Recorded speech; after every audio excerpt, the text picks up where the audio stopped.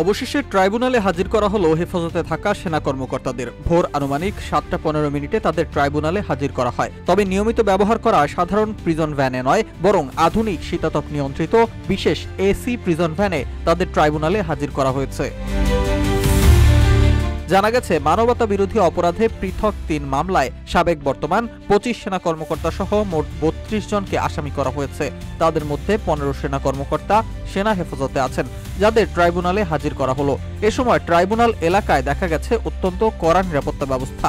জানা গেছে, সকালে এই সেনা কর্মকর্তাদের আনতে রাতেই সেনানিবাসের দিকে যায় বাংলাদেশ জেল কর্তৃপক্ষের আধুনিক এয়ার কন্ডিশন সম্বলিত প্রিজন ভ্যান, যার ভেতরে রয়েছে পৃথক কেবিন ও সোফা সম্বলিত চেম্বার।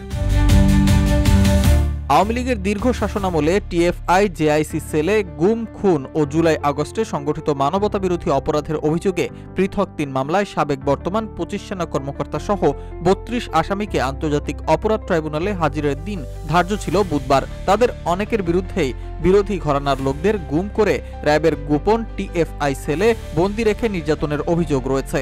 ঘটনায় শেখ হাসিনাকে প্রধান আসামি করে 17 জনের বিরুদ্ধে আনুষ্ঠানিক অভিযোগ জমা দেয় প্রসিকিউশন। আনুষ্ঠানিক অভিযোগ দাখিলের পর আমলে নেয়ার জন্য শুনানি শুরু হয় ট্রাইব্যুনালে। প্রসিকিউশনের পক্ষে শুনানি করেন চিফ প্রসিকিউটর মোহাম্মদ তাজুল ইসলাম। পরে আসামিদের বিরুদ্ধে অভিযোগ আমলে নিয়ে বিচারের মুখোমুখি করার আবেদন করেন তিনি।